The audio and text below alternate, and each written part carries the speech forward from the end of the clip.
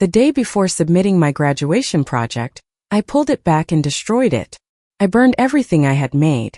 As soon as I finished, the campus beauty from my department begged me not to be reckless. But I insisted on taking a break from school. In my previous life during the graduation project showcase, my work looked exactly like hers, even her design concept was identical to mine word for word. She created her work under the supervisor's watch, and it was logged in the system 7 days before mine. She cried and accused me of plagiarism, threatening to call the police. To protect the school's reputation, the principal forced me to publicly apologize, stripped me of all honors and expelled me. My boyfriend tried to avenge her by releasing all my personal information, and even posted intimate photos of us on the dark web. The torrent of insults was crushing. The vile language suffocated me. In a daze I climbed a high building and jumped. When I opened my eyes again, I was back on the day I finished the design. Looking at my design drafts, my emotions were turbulent. Didn't I die? Just then my phone rang. It was Lisa calling. I swallowed my resentment and picked it up. On the other end was a familiar male voice. "Hey Jane, my phone's dead, but I ran into Lisa. She wanted me to ask if you've finished your graduation project yet," said my boyfriend Jack. Hearing this, my breathing wavered, and I couldn't help but shiver. It wasn't until now that I realized he and Lisa were likely in cahoots. I feigned frustration, saying, "Not yet, I'm out of ideas." Ending the call, my heart pounded with fear. Last time, it was Jack's betrayal that led to the online hate. He accused me of copying Lisa and put me on blast online. I was a pariah, threatened at home, and too scared to even leave. In the end, he didn't stop. He shared intimate photos and personal info, leading creeps right to me. Thank God for a second chance. I wasn't a plagiarist, and this time I wouldn't let them destroy me. I calmed myself and looked at Lisa's social media. Her design pieces were passable, not great. No real standout features.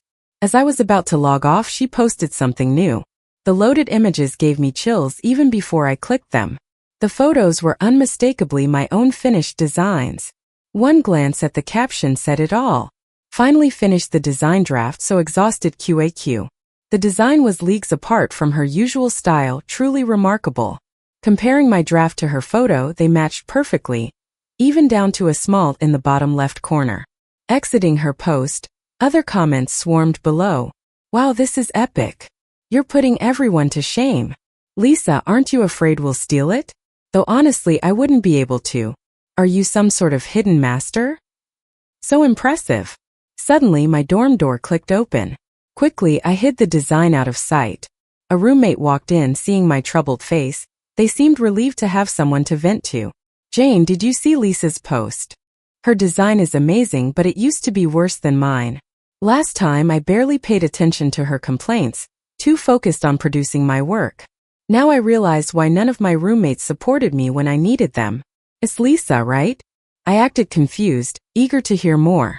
Encouraged, she dragged her chair close and showed me that unforgettable post. Even just the draft looks stunning. If made real, it'd be legendary. She went on, but I couldn't listen past the pain. Was this fate inescapable?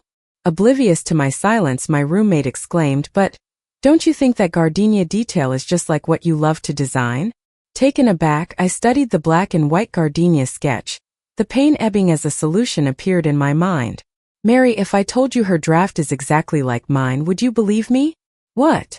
Her shock assured me, pushing me to continue. "I drew mine minutes before she posted.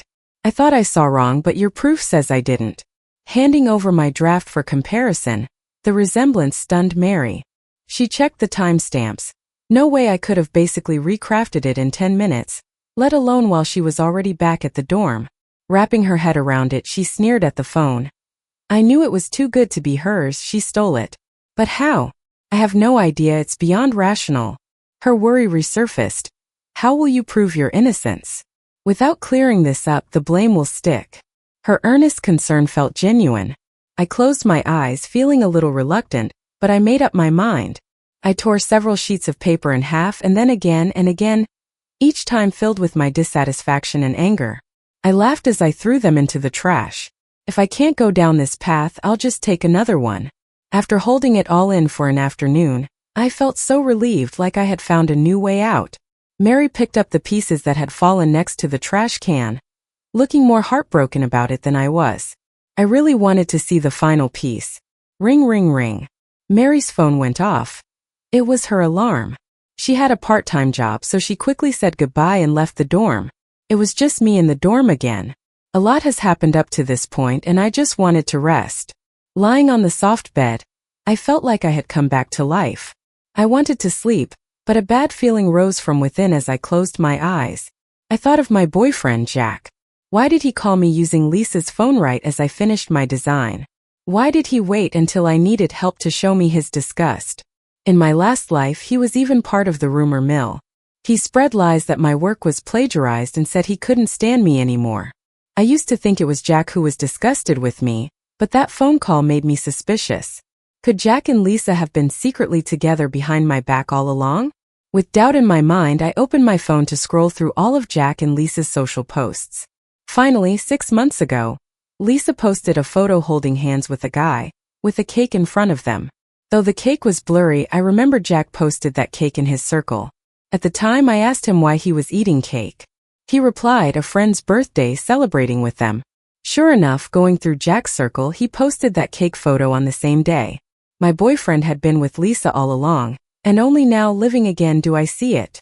I'm not very sad. The pain from the last life already filled me with hatred for Jack.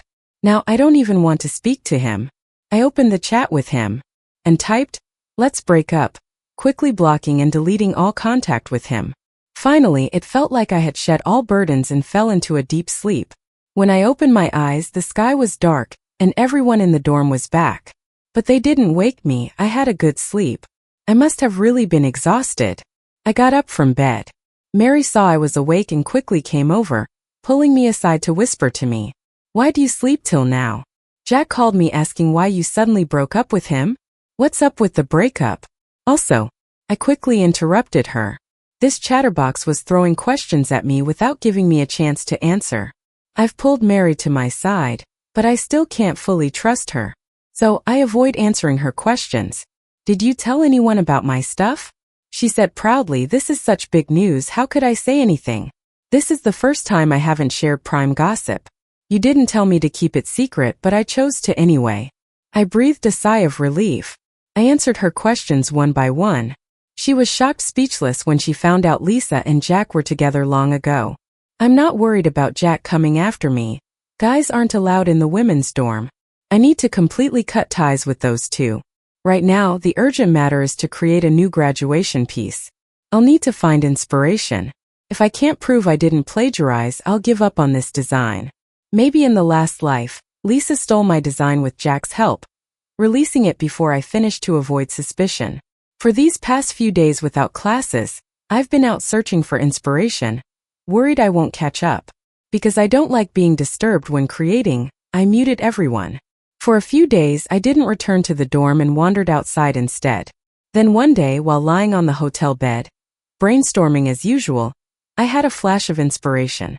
I jumped up to the table, pulled out new paper and pens, and started putting my ideas onto paper.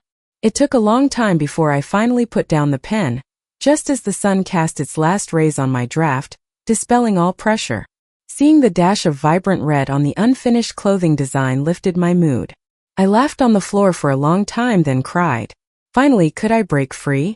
This painting was different from any of my past works. I never liked clothing design and leaned more towards accessory design, not only because there are many clothing designers, but also because it's harder for clothes to match my vision. This was a completely new me, like a rebirth. That vivid red was the color that flowed from my wrist in the last life's final moments. Break free from the old self, gain a new life. I went around nearby tailoring shops, piecing together the dress from my mind little by little. Back at the hotel, I finally let everything go. I thought if I didn't use the designs from my last life, I'd be fine. But I was wrong. When I opened Lisa's profile on social media, I fell silent once again. There, in her first post, familiar red caught my eye. It felt like I'd been thrown into an ice cellar, the cold gnawing at me more than ever. I tried to calm myself. After some time, I began looking through her profile more closely. What she had just posted was my draft, my hard-earned dress, exactly the same.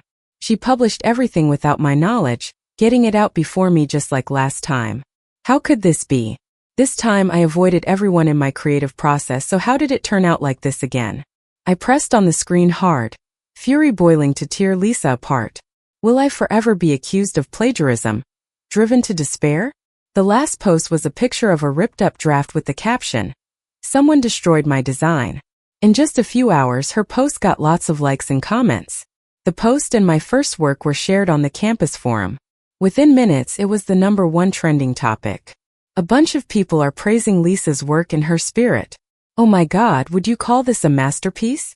I can't believe how stunning anyone wearing it would look. Whose lifetime? Mine. This kind of person is just disgusting. Their jealousy is too much. Such a shame about the last piece. Master, please teach us. Some people even set up a poll to compare me to Lisa. My work always wins awards, and people at school jokingly call me a pioneer of the times. Lisa used to be like a nobody, flying under the radar. But now she's being compared to me because of my work, and honestly it makes me feel sick. I came up with an idea. I made a new fake account and added Lisa on WeChat. I wanted to find out what was really going on. She accepted quickly. I told her I found her work impressive on the school's forum and got her contact through a friend. I asked about her inspiration and why her recent designs were so different from before.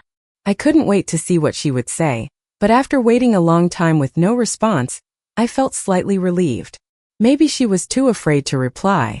Before I could calm down, my phone rang. It was from Mary. A bad feeling swept over me. I picked up slowly, and her voice was full of concern and urgency. "Jane, check out the school's forum right now. Lisa's accusing you of threatening her and stealing her work." I couldn't believe it and switched over to the forum. Lisa's clarification was the first thing there. "Hi everyone. I'm Lisa. First, let me explain a question someone asked." A picture showed the questions I had asked Lisa with my fake account. The inspiration came from myself, and my next words also answer the second question. Actually, my previous designs weren't mine. Someone threatened me. I won't say who yet. They're pretty famous here, and their designs are actually mine. I decided to speak up because I want to be myself again, which is why I'm giving up on the past works. I've named my work Breaking Free to Rebirth as a result. And thank you all for the love and support so far. Comments were going crazy, with many people getting hooked on this whole threaten thing. They were all speculating who stole Lisa's designs. Some even guessed it might be me. More and more people started discussing whether it was me. Don't you think that torn piece looks like a Jane original, the pioneer of the times? Now that you mentioned it, a lot of her stuff does feature gardenias. The meaning of gardenias is endurance. Could that be Lisa? If all those designs are Lisa's, I can't imagine how much glory she's lost. You guys are amazing detectives, just sitting back to see how this unfolds. It felt like a flashback to a past life, where everything piled up as evidence against me. I packed my things and moved out. Back at school, people would point and whisper when they saw me just like before, but not as many now. I didn't go straight to class. Instead, I headed to my advisor to explain the situation. "When did you start feeling like you had depression?" "Yesterday." The advisor fell silent. "I'll take you to do a psychological evaluation. If you pass, you can take a leave of absence." Seeing the same counseling room as before filled me with a sense of unchangeable despair. But getting here means a lot has already changed. The psychologist asked me tons of questions, including what experiences led to suicidal tendencies. I told him it was because Lisa stole my designs and my boyfriend cheated on me with her. He looked shocked, scribbled something, and handed me a form. Drawing on my memory, I filled it out. No surprise, my request got approved. I took a 6-month leave from school, putting the required graduation project on hold. I laughed when I left the counseling room. It's not easy to get a break from school for psychological reasons. Since I had depression in the past life, I knew the drill. Having destroyed all my work, how's Lisa going to graduate? Unless a horrible accident befalls her, I doubt she could do anything. I kept thinking, why was her design destroyed right after mine? If it wasn't a coincidence, then she only has what I have. If I don't have it, she doesn't either. I had to make things right. I composed a post on the school forum. "Sorry to take up your time, but I must clarify. First, I never threatened Lisa to give me her designs. All my work is my own. Second, this issue has seriously impacted my life, causing psychological problems that led to a leave of absence. Lastly, I advise everyone not to jump to conclusions before the investigations are done. My post quickly shot to the top with the comments growing rapidly, full of ridicule. Scared, aren't ya? Choosing to run away now? First time I've seen someone burn their own bridges. If you didn't threaten, then why not show proof? You don't have any, do you? Looks like we've got a scandal on our hands. What I called a clarification read more like avoiding responsibility, sealing my guilt in everyone's minds. As I read the comments, I couldn't help but laugh. Kinda saw it coming. Many were rallying behind Lisa, treating my post with laughter. I headed back to my dorm. Mary was there alone on the phone. Seeing me, she quickly wrapped up her call. Jane, that work is yours, right? I nodded but stayed silent, feeling a bit guilty for all the things that made me look guilty to her. Well, you're on break now, right? Why not come with me to my grandma's place? You might be cursed and she can fix that. I was taken aback. I hadn't considered that possibility. Seeing my hesitation, she added, trust me, she knows what to do. Think of it as a getaway. So I went with Mary to her grandma's home. Mary's grandma lived on the edge of a mountain. The road there was long, but the surrounding scenery was beautiful. The sights helped me forget my worries and gave me a new outlook. Mary had told her grandma she'd visit today, so the elderly lady waited at the door early. Grandma! Mary's grandma happily ushered us inside. We exchanged a few greetings and Mary got straight to the point. Grandma, do you remember me telling you about my roommate's stuff mysteriously ending up with someone else? You said she might be cursed? Mary finished and her grandma nodded, looking deeply at me. You're Jane, right? I nodded politely. She got up and motioned for me to follow her. We went to a small room. When she opened the door, I was astonished. It was filled with mystical tools I'd only seen on TV, plus many I hadn't. I can see your past, she said, surprising me. So, I asked cautiously, I've had a part of my life where I wasn't truly living. She smiled and said, wrist slitting. I finally believed it. Mary's grandma could really help. Following her guidance, I slowly undid my curse. Once it was over, I kneeled to apologize. She quickly helped me up and said, thank Mary for that, not me. I then shared my story of rebirth with Mary. She was both shocked and a little heartbroken. Without much to say, she patted my back. It's okay. I'm glad you told me. Looking at her smiling face, I couldn't help but cry. I didn't know how to repay them, but Mary said, just visit my grandma often. She's alone, and not many people talk to her. If we visit, she'll be very happy. I'd appreciate it too. I nodded and hugged Mary tightly. Since I was on a break from school, I didn't have a schedule to worry about. But Mary had classes, so after a couple of days she needed to hurry back. I headed home too, promising her grandma I'd visit often. In those 2 days, I explained everything to my parents. They were concerned but couldn't do much about it. To thank Mary, I took her out for a meal and gave her feedback on her graduation project, which she appreciated. After that, I enjoyed a laid-back life, watching shows and videos at home. I glanced at the calendar and realized I only had 2 days left to submit my graduation design. Suddenly, I remembered something. Mary's grandma had told me, the curse makes the beneficiary get what they want from you. But once the curse is lifted, what they gained will backfire, causing them big trouble. You just have to destroy the item. I gathered up the clothing design and prepared to burn it the next day. Knock, knock, knock. The urgent knocking interrupted my thoughts. It didn't sound like my parents, so I went to the door and peeked through the peephole. It was a man and a woman, both familiar faces. Jack and Lisa. I opened the door without hesitation, curious about their tricks. Jack, seeing me, stood in front of Lisa and yelled, Jane, why are you so mean? You threatened Lisa for it, and now you're hurting her. I calmly asked, how did I hurt her? Jack responded, the RIP design copied elements from a famous designer in the country. Without your involvement, how would Lisa be facing legal trouble? Own up to it and we'll forgive you. I remembered the design borrowed an element from my cousin, who happens to be that famous designer. Looking at Lisa's resentful expression, I found it funny. She stole my design and now expects me to take blame as if doing me a favor. Sure, but Lisa, go ahead and clarify that you cursed me and the design is originally mine, then we can talk. I almost chuckled. Lisa turned pale. Jane, what nonsense are you spouting? Stop playing dumb. Jack's anger intensified, as if he wanted to attack me. Their behavior delighted me. If my suggestion doesn't suit you, find someone else to blame. Ignoring Jack's curses, I slammed the door shut. Jack wouldn't relent, though, banging the door and shouting profanities until a neighbor intervened and made them leave. I checked the school form to catch up on the situation. To my shock, Lisa's plagiarism issue was the hottest topic for 2 days. Thousands were discussing it. Moreover, Lisa's so-called clarification sounded like an admission of plagiarism. I didn't copy S design. Jane asked me to design it. Didn't know it'd include plagiarism, so this counts as Jane's plagiarism. Do you take us for fools? This drama is juicy. Big plot twist here. You first said Jane forced you, now you say she asked you. Passing the buck much? How does she still function in the world? I'm genuinely curious. If it were my own design, it wouldn't face legal issues. But since Lisa stole it, she's facing backlash. To me, this was her curse's consequence. I couldn't help but laugh out loud. Patience, Lisa, the fun's just beginning. Unable to deal with it, Lisa had Jack constantly call me to shoulder the blame. The first couple of times I picked up to see what tales he'd spin.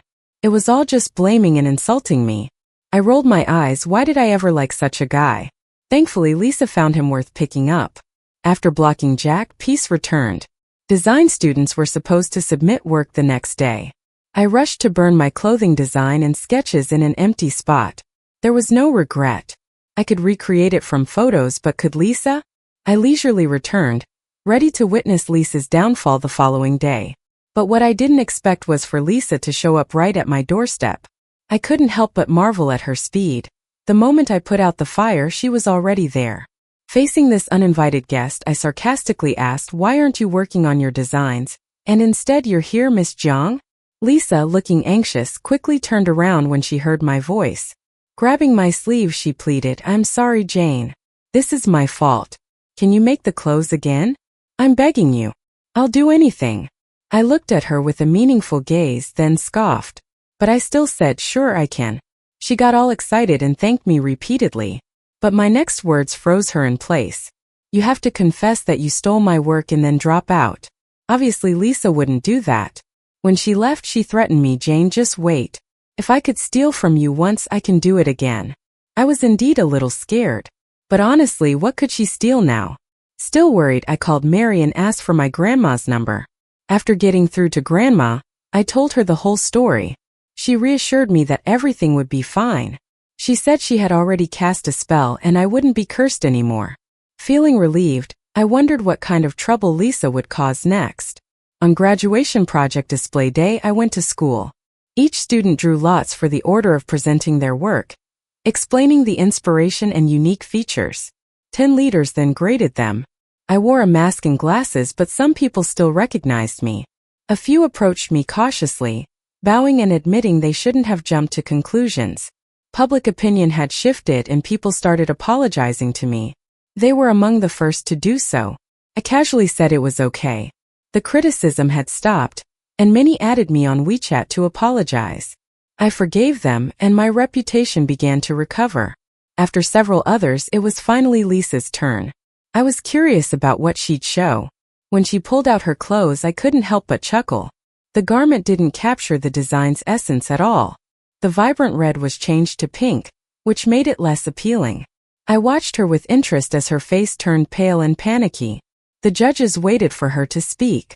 Eventually they asked Lisa, "What's the inspiration behind your design? What makes it special?"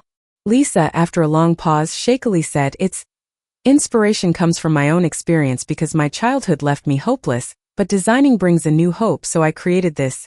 Before she could finish, murmurs erupted from the audience. I overheard bits of it. Isn't it because someone threatened her and she bravely fought back for inspiration? Yeah, did you notice the clothes look different from what we saw on our phones? Could she really have stolen from Jane? Questions were now directed at Lisa, and she broke down in tears. She told the judges she'd go to the restroom and fled like she was escaping. I followed her. Seeing me, she thought she'd found a lifeline and pleaded, "Jane, please help me. I was wrong. I shouldn't have cursed you. Can you let me pass my graduation project? I'll do anything." I'm not one to be swayed by pity. Seeing her like that, I chuckled. Then I took out my phone and tapped it. "Lisa, last time I forgot to record, so I couldn't reveal the truth. I didn't forget this time. Her already pale face drained of any color. She fell lost for words. I headed back to the presentation area. On stage I greeted everyone. Hello, I'm Jane. You may wonder why I'm here. I'm not here to show my work. I'm here to clear my name. Then I played the recording through the microphone. Lisa's voice played, Jane, please help me. I was wrong. I shouldn't have cursed you. Can you let me pass my graduation project? I'll do anything. The place buzzed with chatter. I continued, this seems absurd, I know. But Lisa stole my work, claiming I threatened her to design for me. Everyone was in the dark. I did nothing wrong. The work I poured my heart into was stolen, and now she begs for my help. After this, all those who criticized me apologized. Lisa faced harsher backlash, failing her graduation project. For accusing a classmate in stealing, she was sentenced to 3 years in prison. During the deposition, she asked for my forgiveness. I silently mouthed 3 words to her. Do you deserve? Jack apologized, asked to get back together, but I scoffed and left without saying much. Whenever I had time, Mary and I visited Grandma, cheering her up. After graduation, a company noticed my talent and hired me. I embarked on a new life. Both of my designs, after some refining, launched again and became fashion staples. The end.